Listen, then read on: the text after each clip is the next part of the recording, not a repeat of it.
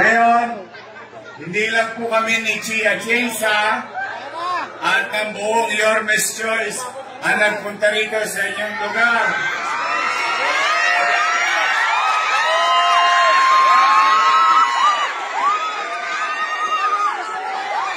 Sino sa tingin niyo bisita niyo ngayong gabi?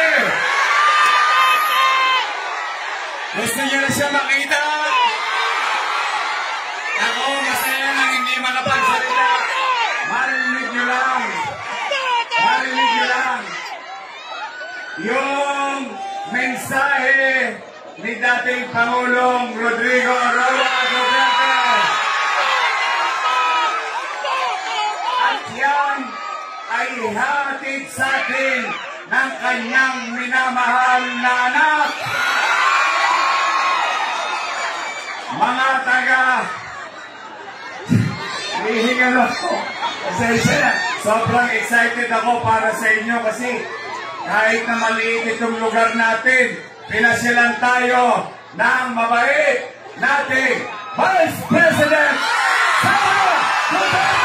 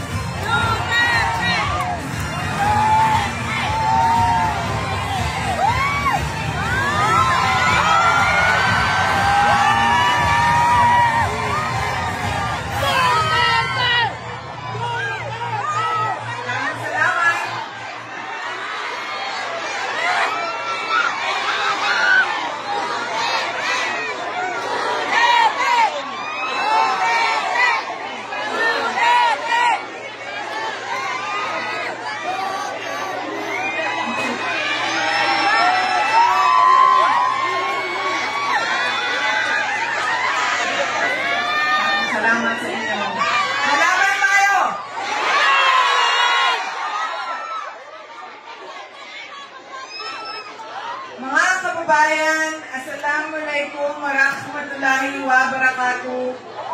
Madayaw, mayong gabi kaninyong tanan. Magandang gabi sa inyong lahat. Unahin ko po muna ang aking mga pagpapasalamat. Una po, ang pagpapasalamat ko sa ating pinakamamahal na Yorme Isko Moreno. Salamat.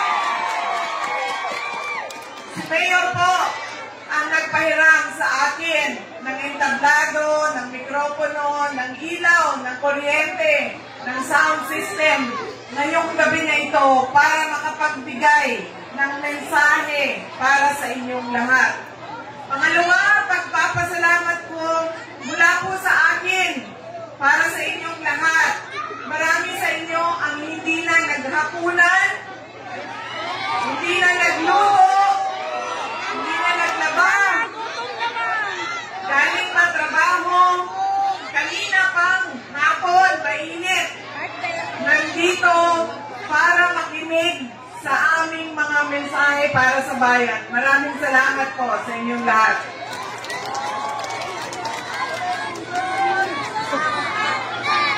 Nasa anong distrito na ako? Sinong congressman nyo?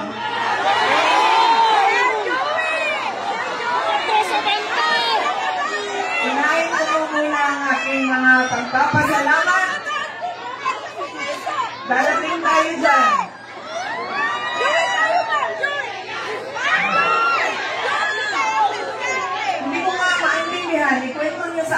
bakit naging congressman si Abante.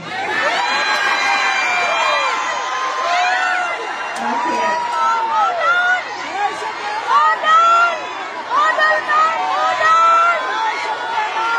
Bakit ba may kasalanan? Okay. Kasi doon sa ibang distrito, endorso niya, pero dito hindi. Palaisipan sa akin, paano naging, mamaya, tapusin ko muna pagpapasalamat ko. Ang susunod na pagpapasalamat ay mula po kay Pangulong Rodrigo Duterte.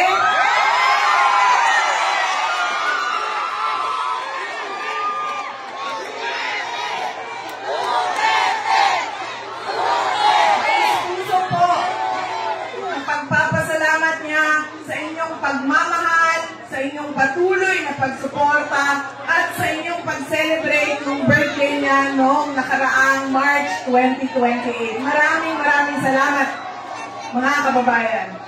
Ang susunod na pagpapasalamat ay mula po sa akin at sa aking mga kasamahan at sa tanggapan ng pangalawang Pangulo. Sa patuloy ninyo na pagtitiwala at suporta sa akin. Maraming salamat po.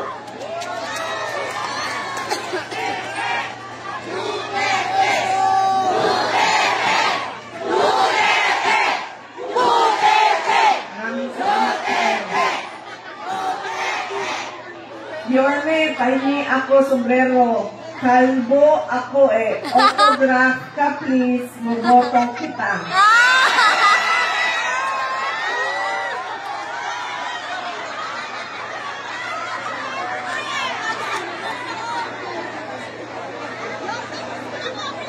Ayan.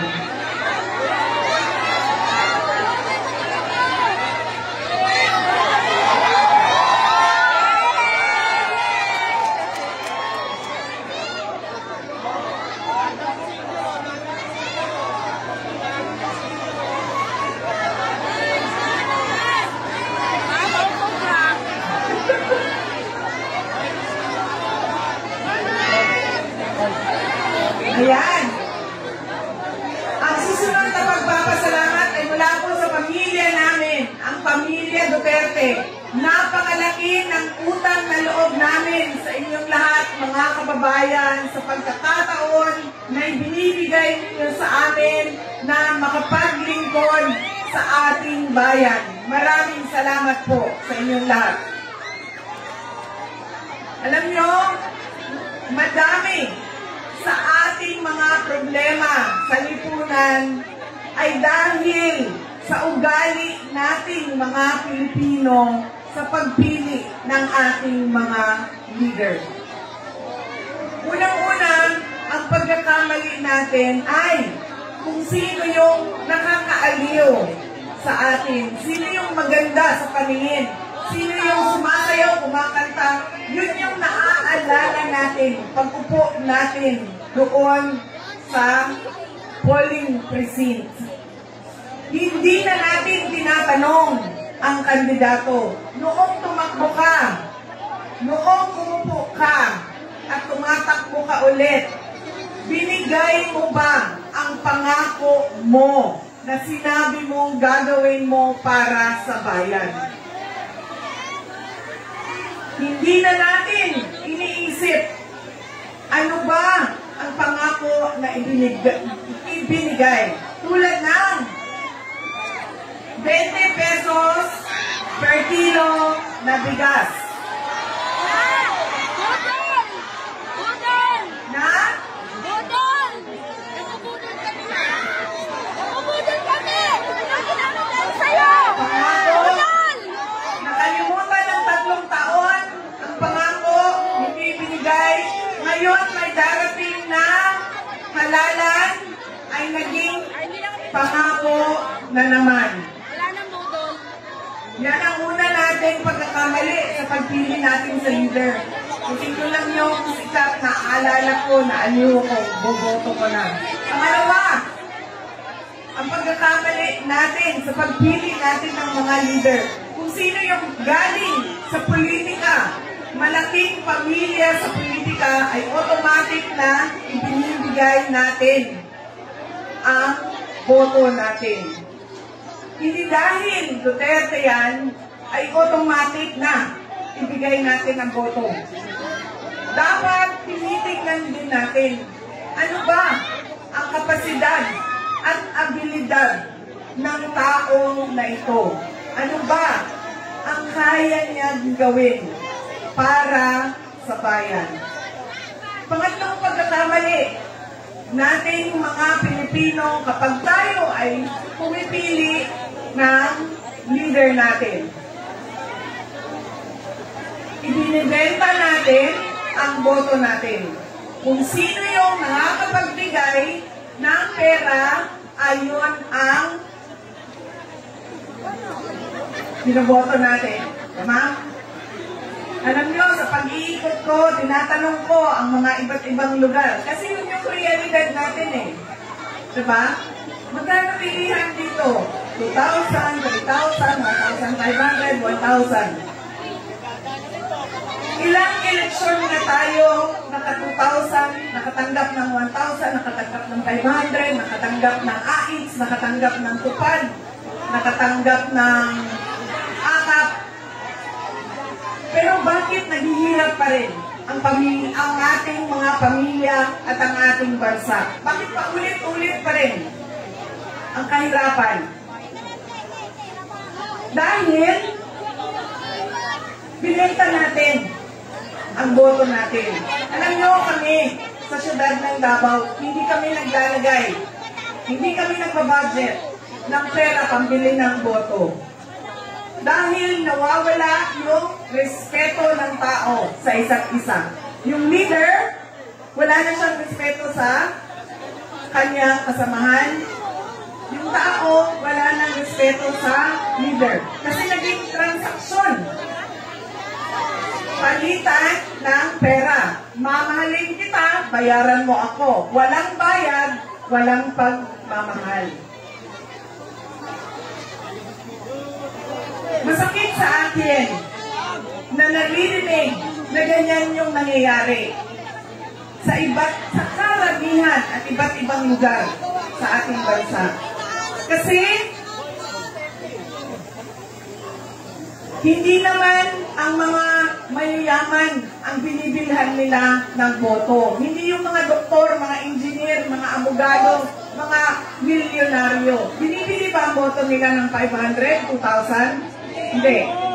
Sino ba ang pinagsasamantalahan ng pagbili ng boto? Ang mga tao na napakahalaga sa kanila ang 100 pesos. Pinagsasamantalahan ang kahirapan ng mga tao. Ang nangyayari, ano nangyayari? Babalik tayo sa una. Wala na akong pangako na ibibigay sa inyo. Wala na akong pangako na tutuparin dahil bayad ka na sa boto mo. Binayaran kita, di ba, ng 2,000? Binayaran kita, tumanggap ka ng 1,300. So bakit ko kayo ibibigay ang tamang serbisyo? Bakit ko pa ibibigay ang pangako ko? Tapos na ang transaksyon natin. Kaya marami ang nagtatanong sa akin, Inday Sara, ano bang matutulong namin sa iyo? Wala na po kayong matutulong sa akin. Tinulungan niyo na ako. Ginawa niyo na akong vice-presidente ng ating bansa. Nagpapasalamat ako doon sa tulong at suporta ninyo. Ang magagawa ninyo at nating lahat, dahil ngayong eleksyon na ito, ay hindi ako kandidato, botante din ako. Kaya meron akong mga paalala, ay baguhin natin ang ugali natin sa pagpili ng ating mga leader. Tandaan nyo yan, pagpasok ninyo doon sa kung saan kayo boboto na paaralan. Hindi dahil naaaliw. Hindi dahil politika na pamilya yan. At hindi dahil nakatanggap ako. Tanggapin nyo. Bakit hindi? Pera naman ng gobyerno yan. Wala namang politiko na magbibigay ng sarili niyang pera. Pera ng gobyerno yan. Tanggapin nyo, pero pag-isipan nyo kung sino ang pipiliin nyo na leader. Sa pag-ikot-ikot namin, madami ang nagtatanong, kamusta na ba si Pangulong Duterte? Madami ang nagsasabi na mga hindi ko kilala. Basta na lang lumalapit at nagsasabi, Inday Sara, pakisabi kay Pangulong Duterte, mahal ko siya. Inday Sara, pakamusta ako kay Pangulong Duterte? Kanina lang, nandun kami sa kabilang distrito. Ano nga ba ang distrito tayo ngayon? Sino nga ba ang ating congressman?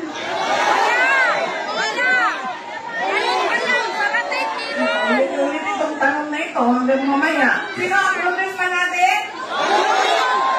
Okay. Nasa tamang distrito ako.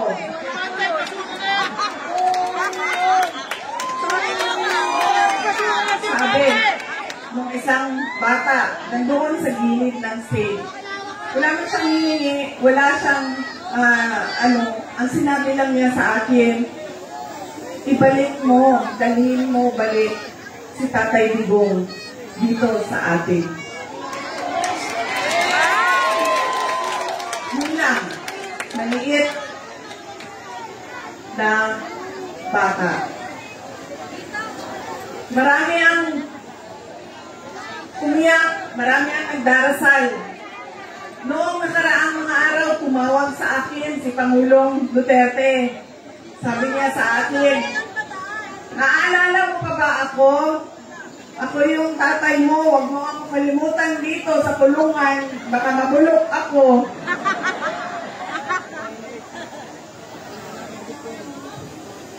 Sa mga nangangamusta sa kanya, okay naman ang kalusugan niya. Ang kanya lang, mga pang-araw-araw na problema ay hindi siya marunong sa mga gawain pangbahay. Hindi siya marunong magluto, hindi siya marunong maglaba, hindi siya marunong maglinis ng kwarto. Sinabihan ko siya, napakadali magluto. Haluin mo lang yung itlog, lagyan mo ng asin, lagyan mo ng paminta, lagyan mo ng mantika, lutuin mo, scrambled egg na yan. Sabi niya sa akin, hindi nga ako marunong magpakulo ng tubig. Papaluto ka pa ng itlog. Kinamusta ko siya. Sabi ko, may nararamdaman ka ba? Kasi si Pangulong Duterte, 80 years old na. Madami nang nararamdaman mga 80 years old. Masakit ang tuhod, masakit ang likod. Masakit. Sinabi niya sa akin, masakit ang puso ko. Lingon siya sa ko, sakit ako ang kasing-kasing. Anak ko, sabi ko sa kanya, sabihan mo yung doktor, may doktor dyan, sabihan ko siya, bakit masakit ang kasing-kasing mo, ang puso mo? Kasi wala na yung mga girlfriend ko, wala na sila dito. Sabi ko sa kanya, may dalawang girlfriend dyan, sa labas ng kulungan, nag-aantay sa iyo. At nag-aaway pa nga sila. Sabi niya talaga, nag-aaway sila dahil sa akin.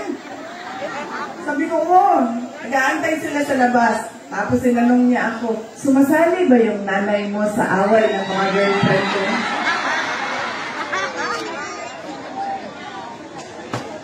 Nagagawa pa rin niyang tumawa kahit nandoon siya, no? Na nakakulong. At sa lahat ng mga nagtatanong kung kamusta siya, meron kaming ginawang maliit na video, maikling video para sa inyong lahat.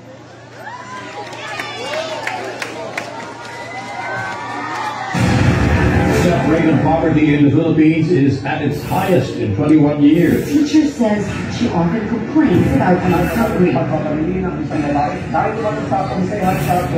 Pinagtataga hanggang sa mamatay ang natutulog na maglola. muli ng dalawang Kasi member mo, ang bakit yung mga taong gumagamit ng drugs, member hindi sila addict. Gala, mga bata ng pag-aabi, nagkalat sa gitna ng daan. Mga taong pinagpabaril habang bibili ng pagkain sa karinderya. Mapalat sa social media ang video ito na pamamalit sa mga Going to school, they spend their days scavenging. Ilang permanente trabaho ang suspect at gumagamit ka umano ng droga. Good luck sa atin lahat.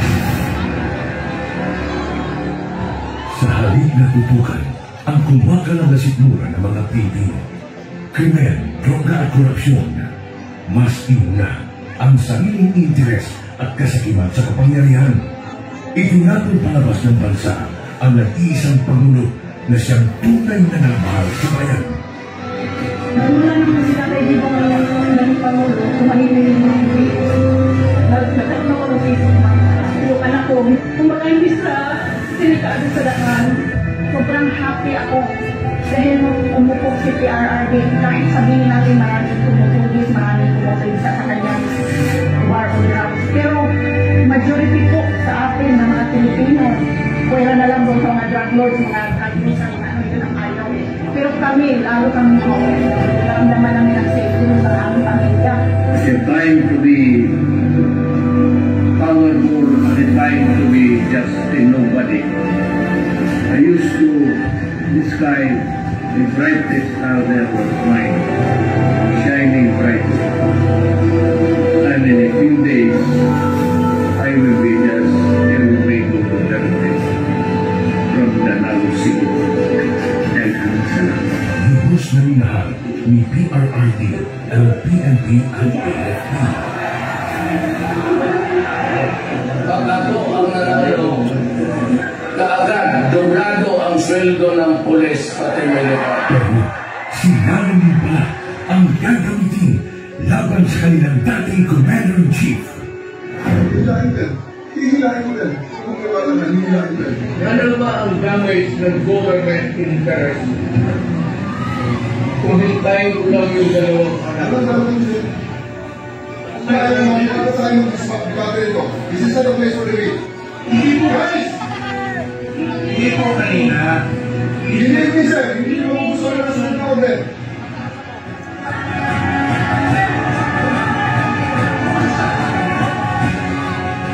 Napilitan sa serbisyo ang iba dahil sa order na isang bangag na namumuno sa kanila.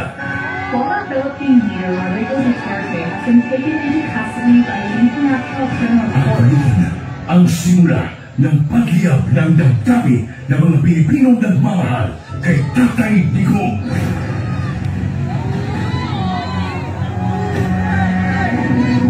Lumiyab ang sambayanang Pilipino. Bring PRRD home.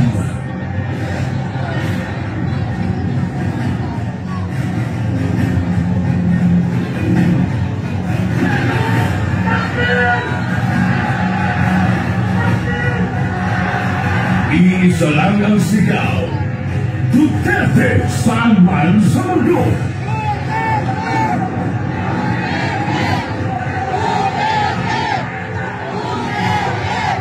Nagagalit ang taong bayan dahil ramdam ng lahat na walang nagawa ang administrasyong ito.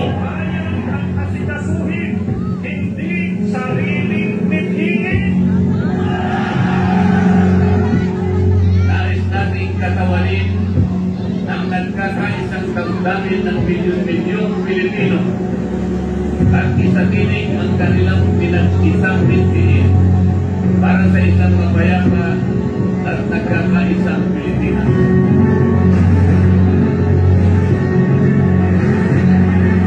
Hindi pa tapos ang pagbiyak ng mga puso natin dahil nagpapatuloy pa din ang kasamaan habang nalulugmok na ang inang bayan. Ikaw ni Marcos ang atong gold reserves. Sa pagpapatuloy ng oral arguments sa 89.9 billion peso transfer ng pondo ng Philippine Health Insurance Corporation sa National Treasury, muli binusisi ng mga maestrado ang paggamit ng ahensya sa perang mula sa mga kontribusyon ng mga miyembro nito. Kabila po ang at DSWD na walang listahan para sa mga beneficiary ng ayuda sa kapos ang kita program o AHA.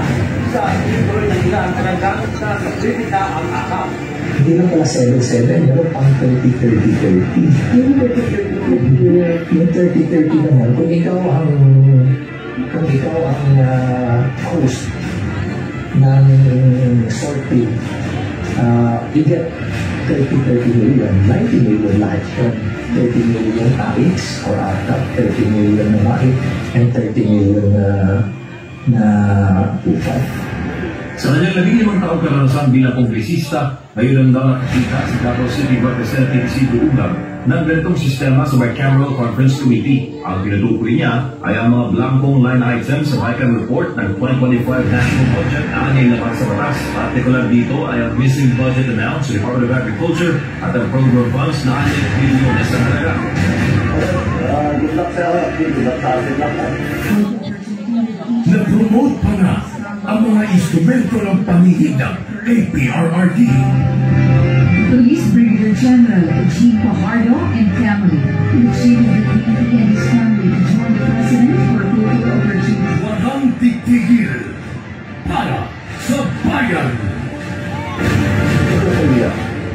Maybe when I say my farewell, if I get to live on the last day of the term, I'd like to say something, and maybe I'll cry. Gusto mo umiyak dahil hindi ko anong taong binigay nila ng pagmamahal. So, you can save the Philippines. Act now. Vote Duterte.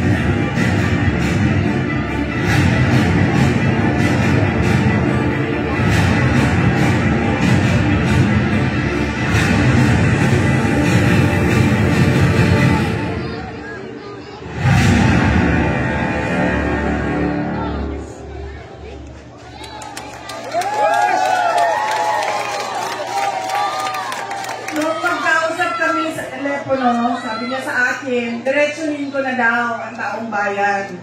Ingon siya, diretso na daw isuryahon unang yun ang katauhan. Na nakikiusap siya sa inyong lahat na iboto diretso ang 10 na senador ng mga Duterte. Una na, si Bongo, si Bato de la Rosa, si Jimmy Bondo, si Apollo Kibuloy, si Vic Rodriguez, si J.D. Hinlo, si Raul Lambino, si Doc Marites Mata, ang dalawa, Philip Salvador at Rodante Marcoleta. Yan ang masaya ko. Yan ang 10 senador na pinapakiusap ni Pangulong Duterte na diretso ang boto. Block voting, straight. Bakit kailangan straight ang boto? Unang-una, pag hinaluan nyo ng ibang grupo o ibang politika, magkakagulo lang. Dahil laging mag-aaway. Wala nang nagagawang programa, proyekto, wala nang nagagawang tamang serbisyo dahil busy sa away ang mga opisyal sa gobyerno. Pangalawa, kapag block voting at sobrang dami ng boto, mahirap siya habulin sa dayaan. Dahil malayo ang agwat ng mga boto, hindi kayang habulin sa dayaan sa makina. Pangatlo, kapag nagkakaintindihan ang mga kandidato kung saan ba talaga tayo papunta at ano ba talaga ang kailangan natin gawin.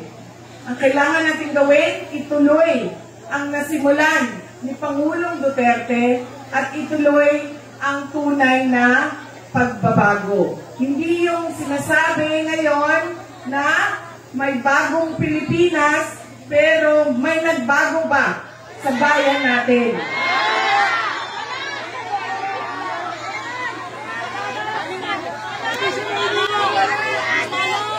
Paulit-ulit lang. Maraming rason, paulit-ulit lang ang kahirapan. nahihirapan, paulit-ulit lang din ang pangako. Wala namang nagbago. Lalo pang nagugutom ang mga tao, lalo pang dumadami ang naghihirap. Eleksyon noon, kampanya, 20 pesos per kilo ang bigas, kalimutan 3 taon. Ngayon, darating na ang eleksyon na naman, merong 20 pesos na kilo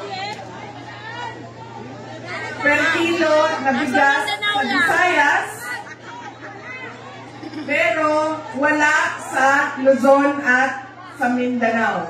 Na para bang hindi kailangan ng mga tiga Luzon at ng Mindanao at taga Mindanao ng 20 pesos per kilo na bigas.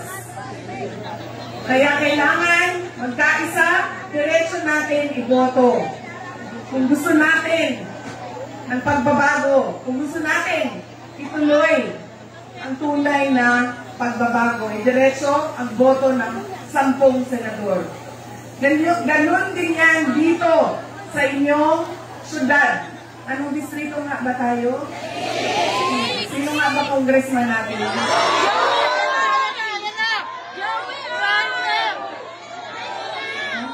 Sino nga ba ang congressman natin? Nasa tamang distrito ako.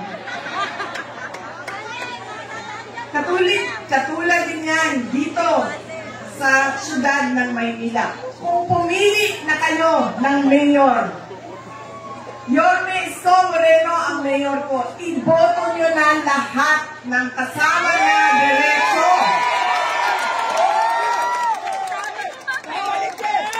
Hindi pwede nakukuha kayo ng mayor dito, kandidato sa kabila, vice mayor, isang konsehal, dalawa dito, dalawa doon. Dahil magkakagulo lang ang syudad ninyo. Hindi makakagalaw ang mayor ninyo. Hindi makakagalaw ang vice mayor ninyo dahil magbabangayan yan sila sa politika. Kaya diretsuhin na natin ang lahat ng mga kandidato ni Mayor Isko Moreno Dumagoso. Anong distrito nga ba tayo? Sino nga ba yung congressman dito?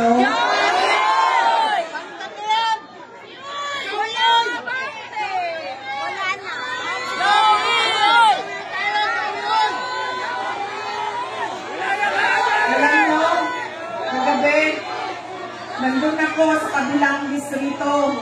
Hindi ko alam anong number ng distrito na yon. Yung Chihuahua ba yun? Ha? Chihuahua? Chihuahua? Chihuahua?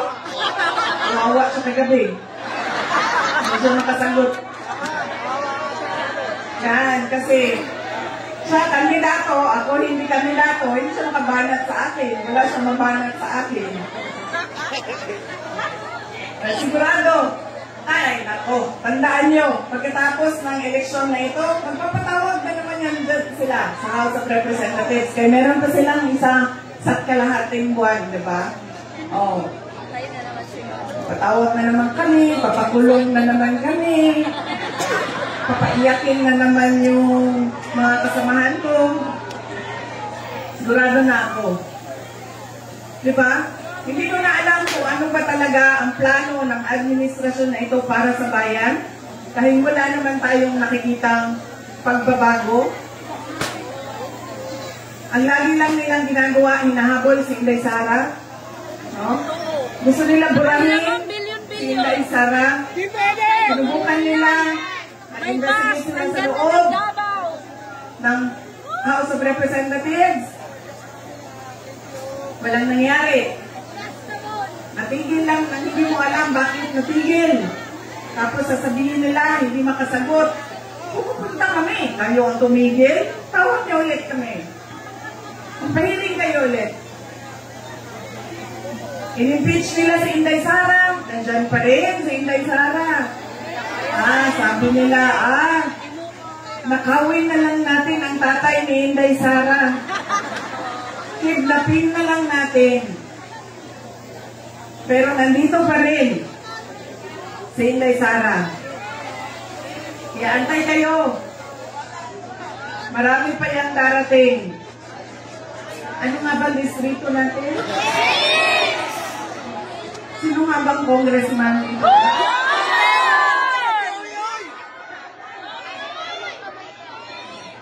Kagabi, doon sa distrito ni Kawawa.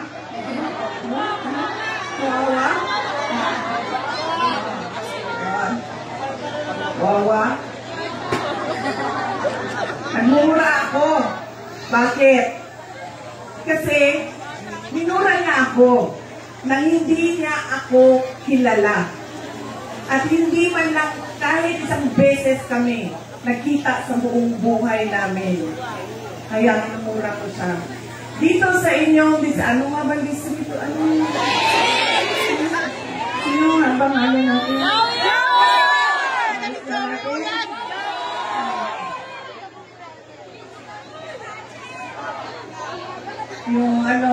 Yung distrito ninyo ay nagdadasal ang inyong congressman. Kaya hindi po ako magmumura dito ngayon.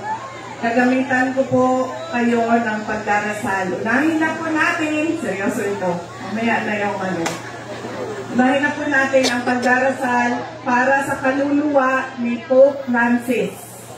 Dahil namatay po ang ating Pope at kailangan natin na magdasal. In the name of the Father, the Son, the Holy Spirit. Amen. Lord, we pray for the eternal repose of the soul of our beloved Pope Francis. May you grant him eternal rest beside you, O Lord. Amen. In the name of the Father, the Son, the Holy Spirit. Amen. Hindi po ako magmumura. Dadasal po ako ngayong gabi. Alam nyo, dito sa atin sa Pilipinas, kapag nilabas mo ang dila mo, sa ibang kultura, ano yan, pagpapakita ng malakas ka, matapang ka. Pero dito sa atin, pag nilabas mo ang dila mo, ano yung sabihin yan? Ha? Ay, nako, mga bata, anong tawag nga? Walang respeto. Anong tawag dyan sa inyo, Bella? Bella. Bella. Bella. Diba? Parang alam ko. Bakit? Ang mga bata, ang gumagawa niyan eh. Bakit ginagawa niya ng bata? Di ba yung pang-aasar? Ha? Ano pa? Parang sinasabi ng bata, sa'yo, nasa akin lahat, ikaw wala. Panalo ko, ikaw wala. Ganyan, sa kultura natin, mga Pilipino. Nasaan na ang ating props? Kagabi may apple ako, ngayong gabi. Nasaan na? No. Labas mo ang props ko.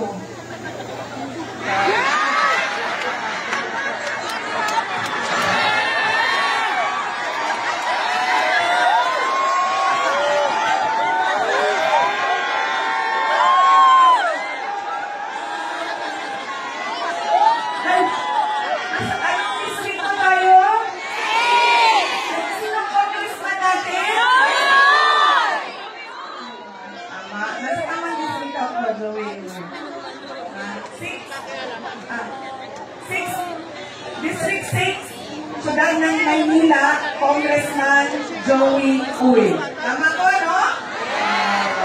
Anong sinasabi niya sa inyo? Naisahan ko kayo.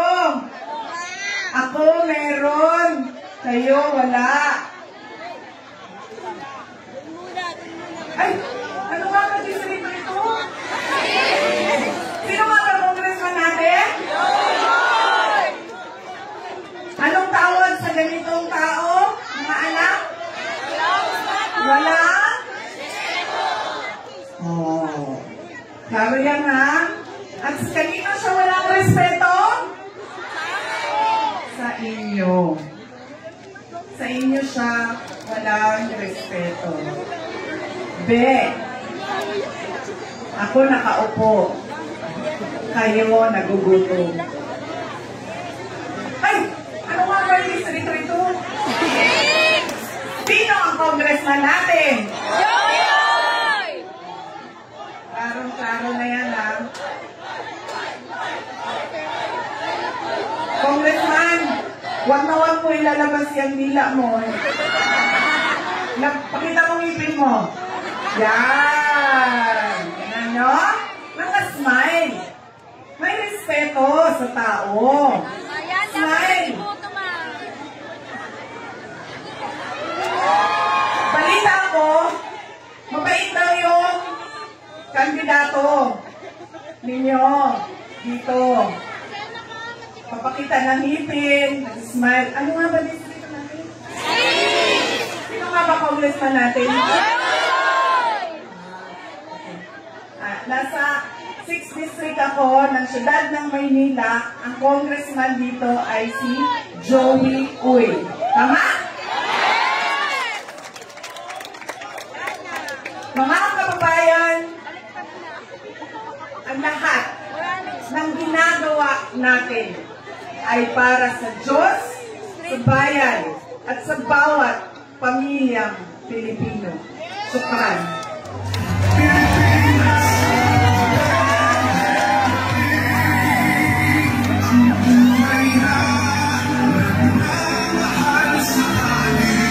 Hindi po palakpakan po natin ang Vice President of the Republic of the Philippines, Honorable Sara C. Duterte.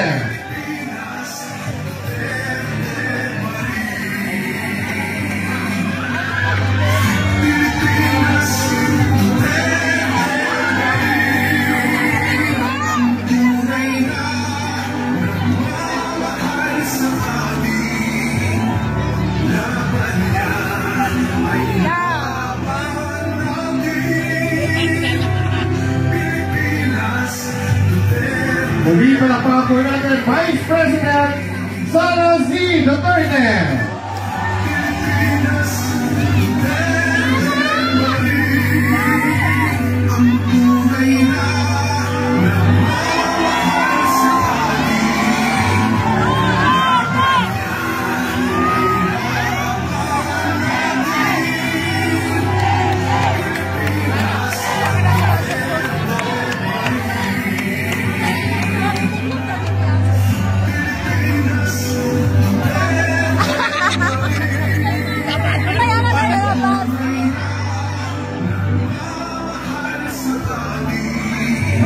Muli, Distrito 6, papalampakan naman!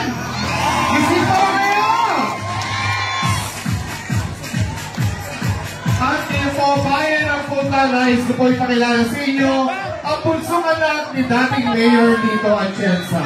Isang broadcast journalist na tapos sa political science major in governance. People of the Year awardee dahil sa kanyang suporta sa MYRC.